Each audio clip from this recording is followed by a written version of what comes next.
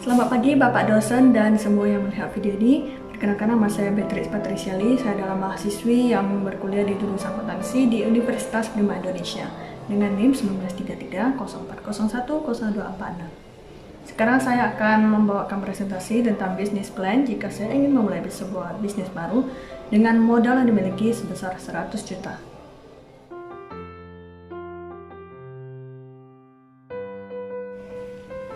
Seiring berjalannya zaman, apalagi ditambah dengan kondisi pandemi yang tengah melanda sekarang, masyarakat telah semakin beralih ke era digital. Tidak sedikit toko-toko di pasar yang sudah tutup. Kebanyakan lebih memilih untuk membuka toko online seperti di Instagram, Facebook, atau WhatsApp. Karena keuntungan yang dimiliki dari berjualan di media sosial seperti ini adalah salah satunya tidak perlu menyewa toko. Kemudian modal minimal yang dibutuhkan paling hanya modal kuota. Lalu jangkauan toko juga bisa lebih luas, bisa mencakup ke berbagai daerah di Indonesia. Kemudian jumlah karyawan dan biaya operasional pun bisa dipangkas untuk menambah efisiensi biaya.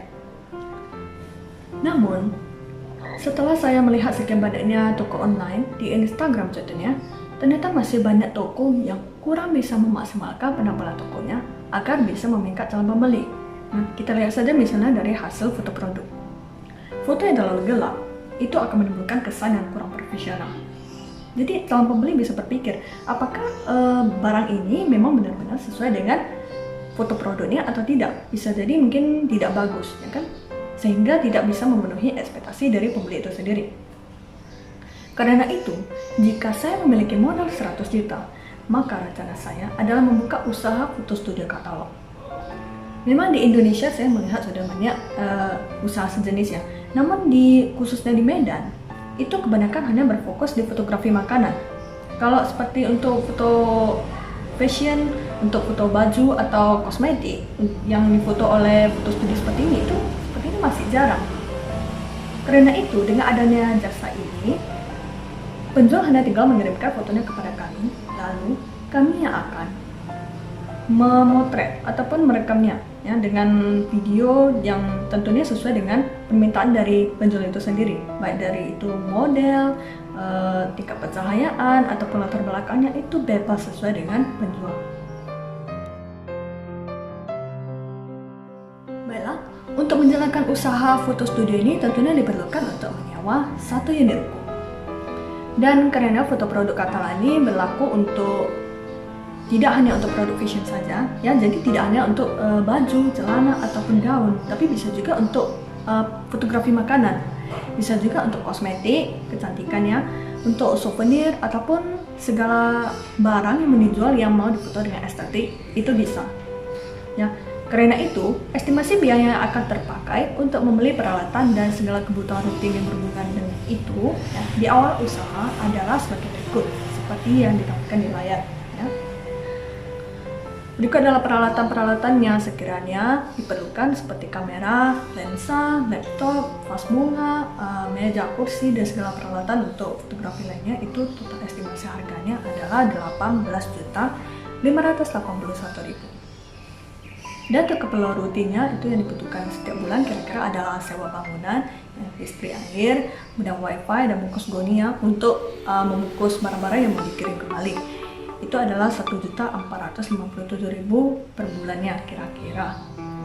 Maka total keseluruhan untuk kepala rutin dan peralatan itu adalah 20.038.000. Jenis-jenis tenaga kerja yang dibutuhkan dimulai dari yang paling penting itu adalah model, mua atau makeup artist, fotografer, videografer, editor foto, penetrika, dan coder. Dan asumsi komisi untuk rata-rata per bulan itu adalah 10.980.000. Adapun komisi akan dibayar berdasarkan jumlah pesanan yang diterima. Dan yang tertera di layar tentunya hanyalah asumsi ya, jika komisi untuk semua jenis layanan foto studio ini semua disamaratakan. Karena memang foto studio ini kita ada beri banyak layanan ya.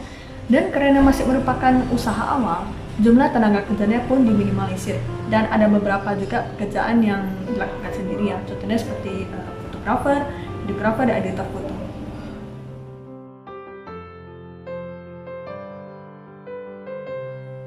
Baiklah, Untuk bisa mengetahui berapa lama waktu yang diperlukan untuk bisa mengembalikan modal yang telah dikeluarkan, tentunya adalah dengan menghitung asumsi berjalan terlebih dahulu.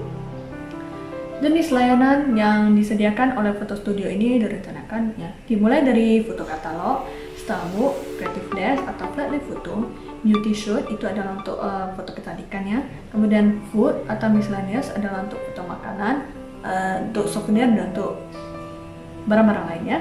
Kemudian videografi adalah untuk perekaman produk. Jadi di awal bisnis saya ini saya hanya akan membuat asumsi orderan sebanyak 1 kali seminggu dengan sebulannya 2 kali. Maka asumsi total penghasilan per bulannya adalah 17.900.000. Dengan menggunakan rumus BEP atau break-even point, yaitu total biaya tetap dikurangi dengan harga jual kurang biaya variabel, itu akan menghasilkan angka 3,4.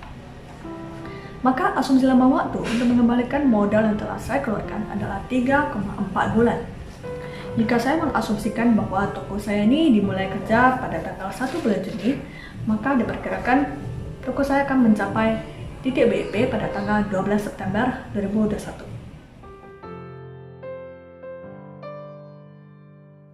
Kalau menurut saya, usaha ini tidak terlalu menimbulkan banyak kontak fisik. Seperti halnya usaha restoran ataupun perhotelan, itu kan harus berkontak atau berkomunikasi dengan banyak orang asing. Jadi kalau usaha saya ini, saya yakin bisa tetap berjalan walaupun ada terjadi krisis ekonomi. Apalagi sekarang kan semakin banyak toko online yang bermunculannya. Baik itu yang produk setengah pertama ataupun yang dari reseller, itu banyak sekali di sosial media. Adapun di bisnis saya ini, tenaga kerjanya bekerja berdasarkan kontrak dan komisi akan dibayar berdasarkan pesanan. Jadi hal ini bisa mengurangi kebutuhan gaji rutin setiap bulannya.